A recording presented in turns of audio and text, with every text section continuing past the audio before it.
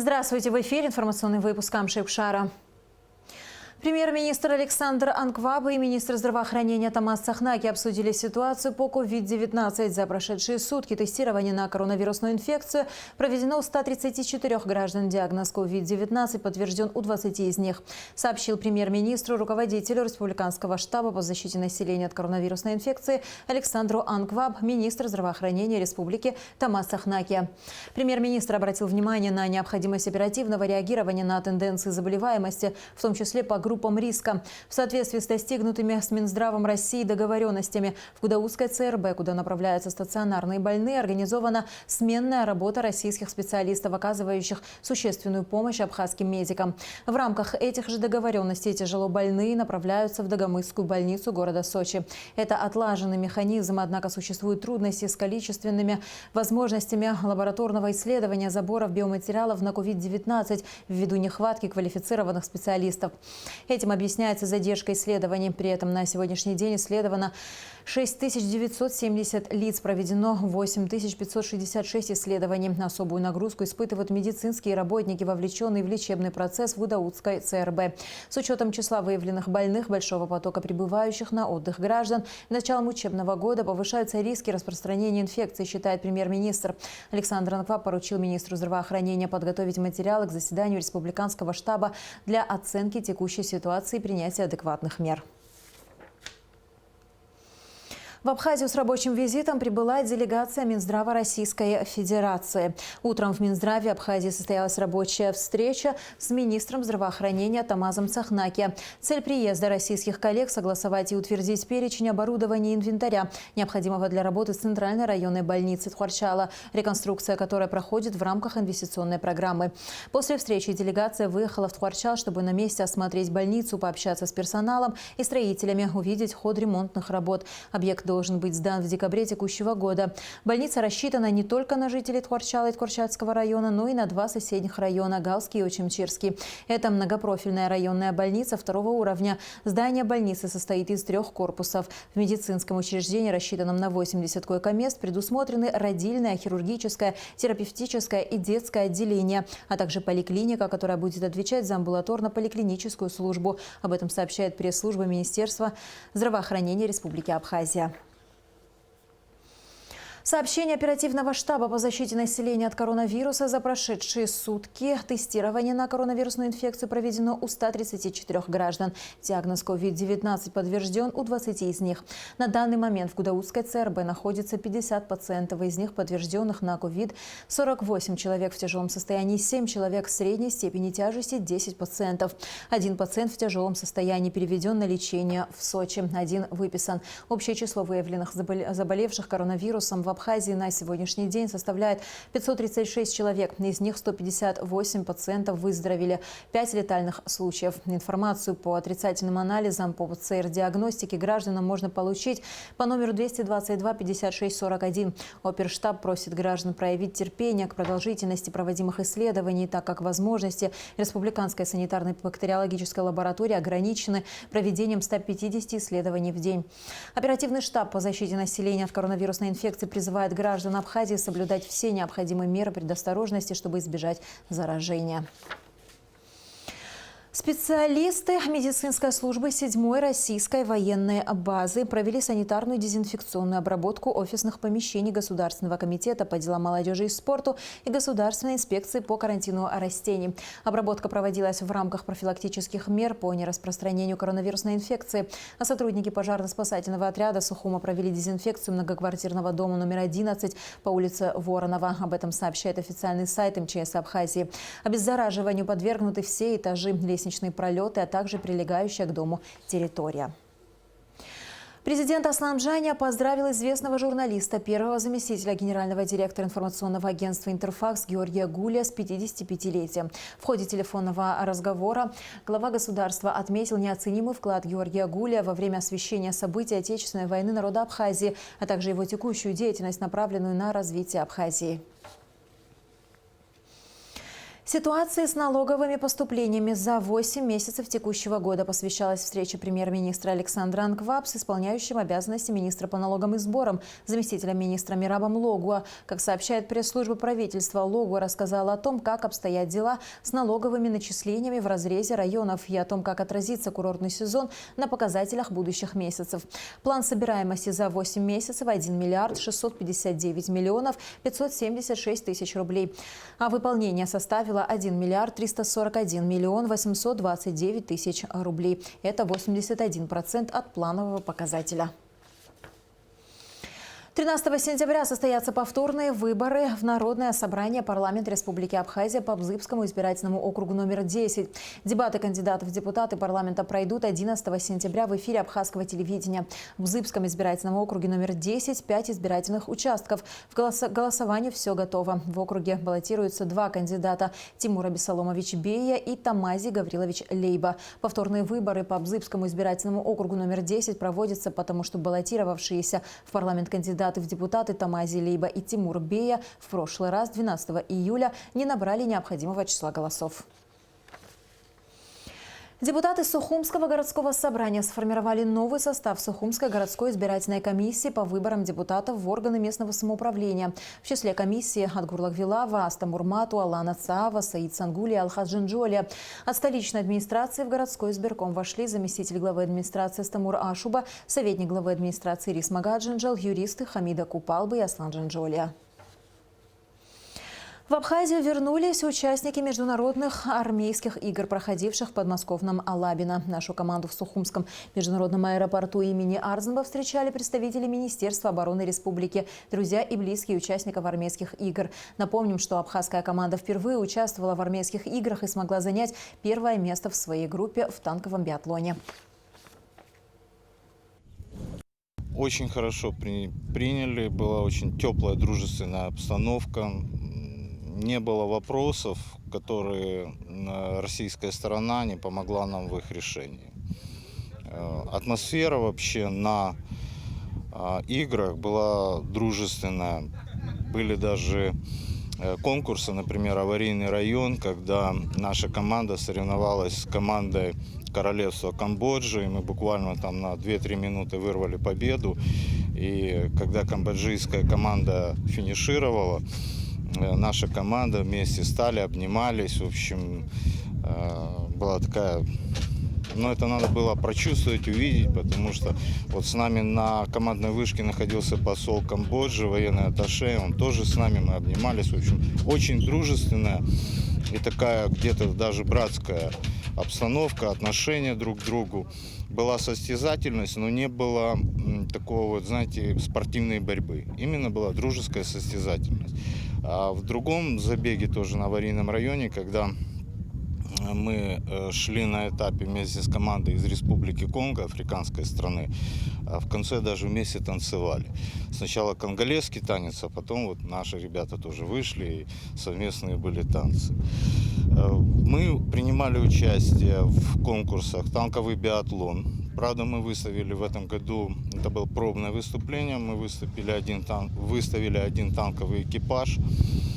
Не принимали участие во всех конкурсах, но для нас это показательно в том плане, что мы продемонстрировали свой флаг, мы показали, что у нас есть достойные танкисты, и для нас это очень большой опыт в плане понимания, как проводится данный конкурс. В общем рейтинге мы заняли, то есть из 32 команд, которые участвовали, то есть рейтинг команд, мы заняли 16 место.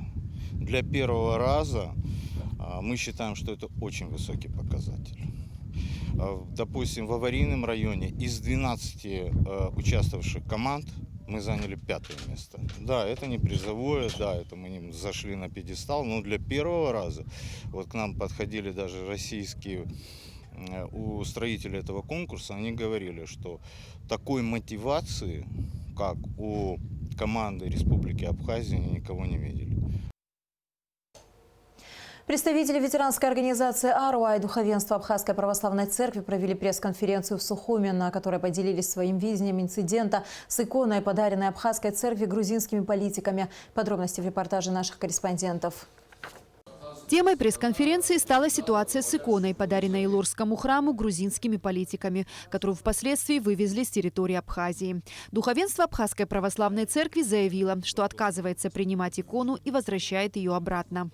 Мы не были осведомлены о том, что эту икону собираются привезти или привезли и собираются дарить. Конечно, мы и не ожидали, потому что у нас сложные взаимоотношения с грузинской церковью, у нас нет никаких отношений, мы не связаны духовно, мы не посещаем грузинские святыни, мы не ездим в Грузию, и здесь мы не принимаем грузинских священников, потому что грузинская церковь, грузинская патриархия, она, к сожалению, действует сквозь призму политиков Грузии. Я не считаю, что эта икона, которую привезли сюда, что это был дар, потому что подарки делают по-другому.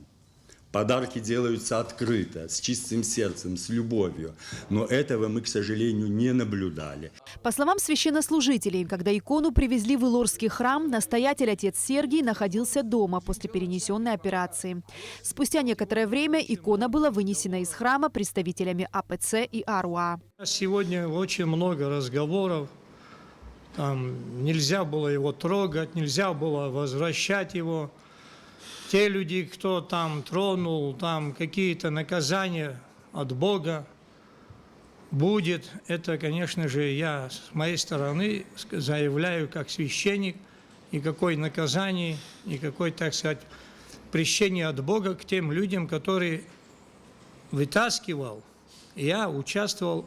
Этого не может быть. На каком языке написано, это совершенно роль не играет. Это написанное, неписанное или фотография не имеет значения, потому что благодать Божья и покровительство Богородицы одна и та же. Поэтому благоговейно, со страхом Божиим сделали все как надо.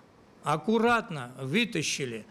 Было все согласовано, как со стороны, естественно, отца Виссариона, так же и со стороны руководителей, значит, государства. По словам участников конференции, акт передачи иконы был политическим шагом со стороны Грузии. Если бы они пришли бы, позвали бы абхазское духовенство, отца Виссариона, отца Никиту, официально дали бы, сослужили бы молебен, им в Грузии предъявили бы, что они косвенно признают абхазскую церковь. Они сделали с политической точки очень хитро, коварно, цинично.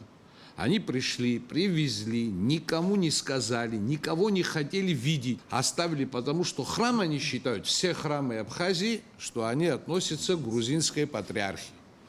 А встреча с абхазским священнослужителем, для них это было пиар-ход.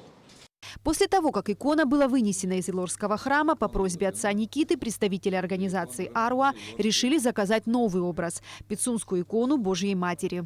По словам сопредседателя АРУА Тимура Надарая, несмотря на все провокации со стороны Грузии, внутриполитическая обстановка в стране должна оставаться стабильной. Мы в АРУА не стали идти по пути, как мы видели, собирать людей, стоят, кого вы запустили.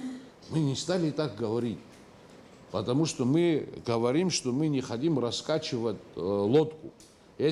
Потому что у нас ситуация серьезная. Мы хотим, что та власть, которая избрана сегодня, чтобы она, понимаете, не ошибалась, совершала их как можно меньше ошибок. Мы хотим им помочь, а не помешать. Да, мы их критикуем.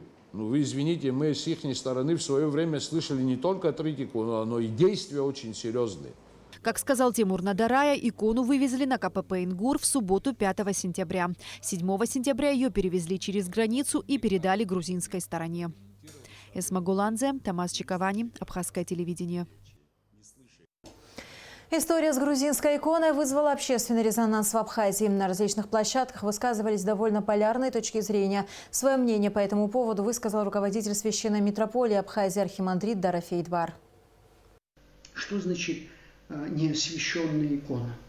Вы знаете, существует такое понятие, значит, ее ввел Успенский, богословие иконы, да, осмысление иконы. Так вот, исходя из богословия иконы, мы все знаем хорошо, что с момента написания изображения святого и написания его имени икона становится иконой, без всякого освящения.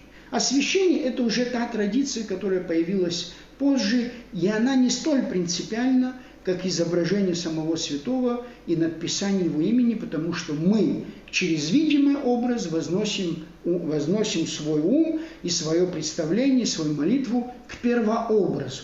Поэтому с этой точки зрения, конечно, это святыня. Не важно, что она бумажная, не важно, что там освящал ее патриарх или кто-то там из священников, это не имеет никакого значения. Более того, как я понимаю из телефонной записи, которая была выложена в интернете, как раз отец Виссарион пытался это объяснить, значит, когда он разговаривал с теми людьми, которые выносили эту икону. Поэтому с этой точки зрения, безусловно, это так поступать нельзя было. И здесь я не могу не вспомнить такую очень известную, емкую и с глубочайшим смыслом фразу, существующую в абхазском языке. Эта фраза звучит следующим образом. «Аныхаящцелос ацр агудицу». Что это значит? Человек, привыкший к святыне, в данном случае к иконе, превратил ее в мишень для тренировки метания копья. Вы вдумайтесь, какой глубокий смысл наши предки вложили вот в эту фразу. И поэтому мне кажется, то, что вот сейчас мы наблюдаем, это недопустимая вещь. Анахайбыцу абрихаджу. Избанзель дорогие гурам прахиаргот, а политика гяцерхана, харарампи уге политика хорхана, арампи хгана, и гури хгана что. Абрианахайбыцера. И цасом хайсабхедзот, якнаго акакум хайсабхедзот. Мне кажется, еще важно всегда понимать, что мы с вами, по крайней мере, простите, не все, может быть, но мы с вами в своей истории, как абхазский народ, мы всегда брали в пример самое лучшее, а не самое худшее. Мы не можем становиться на тот же уровень, на который иногда становятся известные грузинские политики, как прошлого, так и нынешнего, да, политического грузинского истаблишмента. Мы не можем становиться на тот уровень, на который становятся грузинские церковные деятели, в головах которых кроме национализма и целостности грузинской территории нет ничего, никаких евангельских представлений о жизни.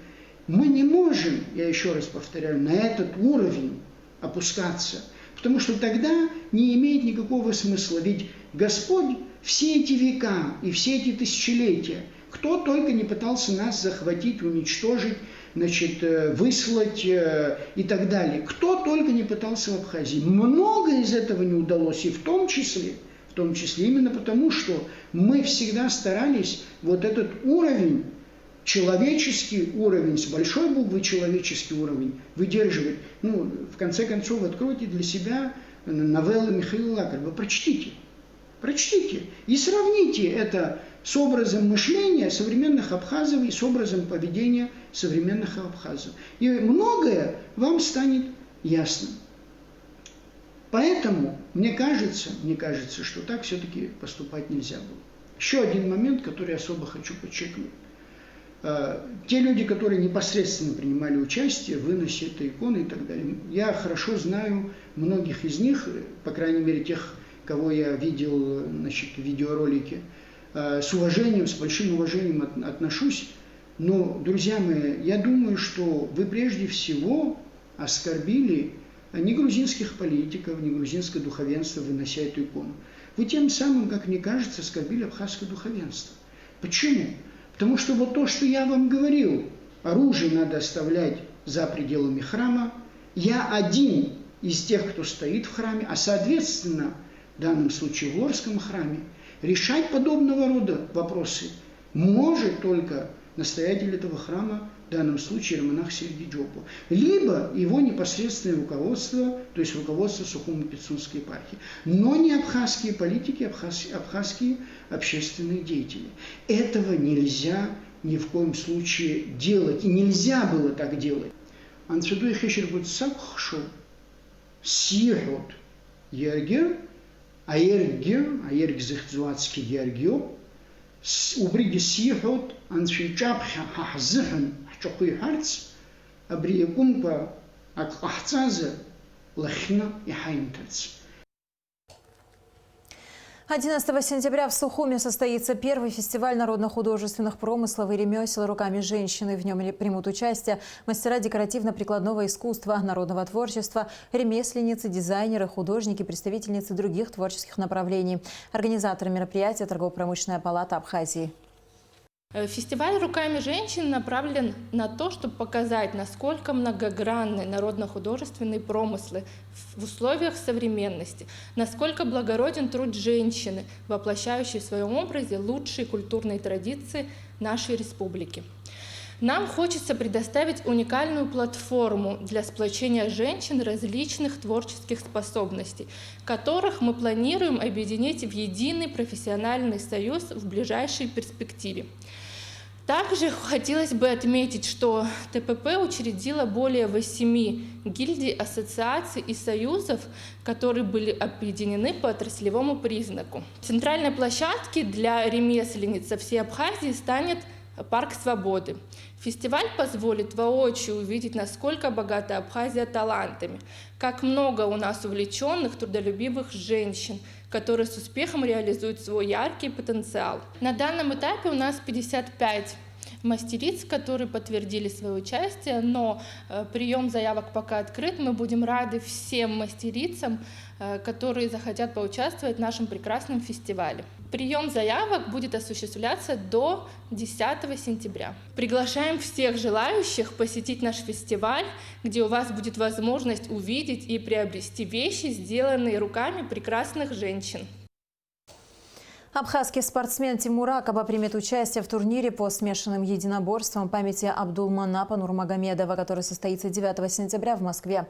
Тимур проведет бой в полулегком весе против Хасана Магомед-Шарипова. Тимур Акаба – дебютант в мире профессионального ММА. На счету абхазского спортсмена 2 победы и ни одного поражения. Встреча с Хасаном Магомед-Шариповым будет для него настоящим стартом в мире большого ММА. В активе Хасана 2 победы и ни одного поражения в смешанных единоборствах. Турнир будет транслироваться в прямом эфире на Матч ТВ.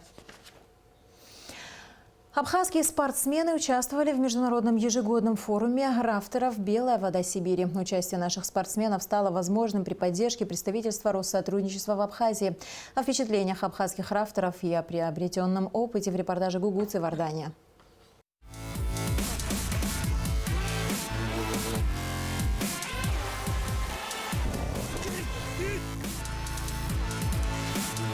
Взрыв адреналина, чувство опасности и яркие впечатления – все это сопровождало участников форума на протяжении 10-дневного спортивного мероприятия. Сплав по одним из самых мощных рек России – Чуя и Катунь – настоящее испытание для рафтеров. Форум «Белая вода Сибири» традиционно собирает любителей рафтинга со всего мира. Здесь каждый может познакомиться не только с силой рек Алтая, но и в дружеской атмосфере поделиться опытом с коллегами из других стран. Абхазские спортсмены впервые принимают участие в таком мероприятии. По их словам, они узнали много нового и, что немаловажно, обменялись контактами с участниками из других стран. Акцент был на сплав. Нам показывали, как спасаться, если рафт перевернулся. Командную работу отрабатывали и сплавлялись по порогам. Это даже не обучение, это вот общение, передача опыта между собой в мировом масштабе. Спортсмены из компании Upstate Venture, занимающиеся активным отдыхом в Абхазии, с удовольствием согласились на приглашение представительства Россотрудничества в Абхазии поучаствовать в форуме. В этом году в форуме «Белая вода Сибири» приняли участие около 80 спортсменов Казахстана, Белоруссии, Турции, России и, конечно, из Абхазии. Из-за пандемии количество стран-участников было сокращено. Увлечь совершенно разных людей из разных стран одним общим делом – одна из главных задач форума. Не все были связаны с рафтингом, с туризмом, но вот это как бы более ознакомительный форум такой был для людей, которые влюбились теперь в рафтинг, теперь будут заниматься этим. То мы познакомились, сдружились, многие сейчас хотят приехать к нам, отдыхать, посмотреть, как мы живем, приглашают нас. Ребята разносторонние, у них свои компании, кто-то из сборной по рафтингу, кто-то занимается туризмом. В общем, своим участием в форуме абхазские спортсмены довольны. В планах у рафтеров провести подобное мероприятие в ближайшее время и в нашей республике. Гугут Савардани, Ильдар Дамиров, Абхазское телевидение.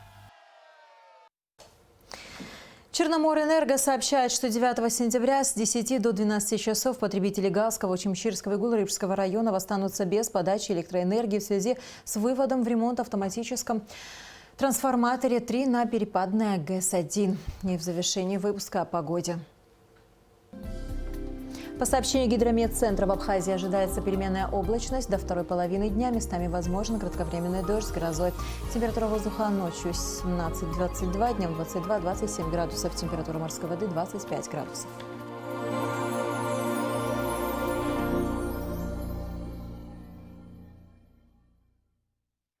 На этом наш выпуск завершен. До скорых встреч в эфире.